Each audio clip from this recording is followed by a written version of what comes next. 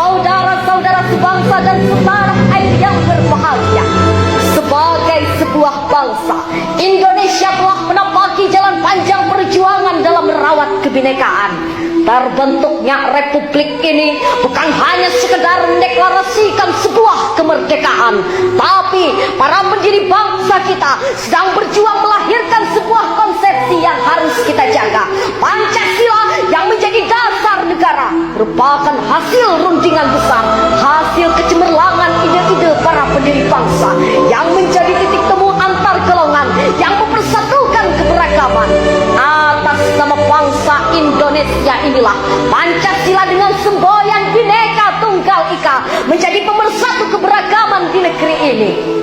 Masih terekam jelas dalam ingatan sejarah. Tepatnya 1 Juni 1945, para pahlawan cendekiawan melakukan rundingan dalam rangka mempersembahkan Pancasila sebagai falsafah hidup bangsa Indonesia. Pasal 2 Undang-Undang Nomor 10 Tahun 2004 menetapkan bahwa Pancasila menjadi sumber dari segala sumber hukum negara. Sudah 75 tahun kita hidup bersama Pancasila, falsafah negara yang tentunya tidak akan pernah terlepas dari bumi Indonesia.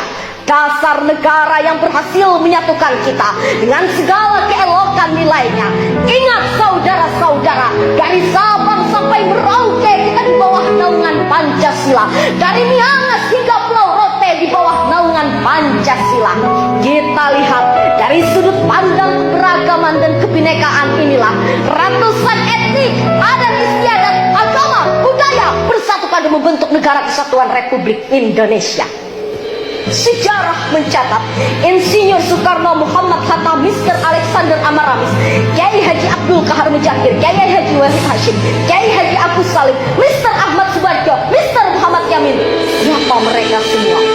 Mereka adalah di antara para pahlawan-pahlawan kita yang rela berjuang mengorbankan nyawa demi sebuah cita-cita kemerdekaan bersama.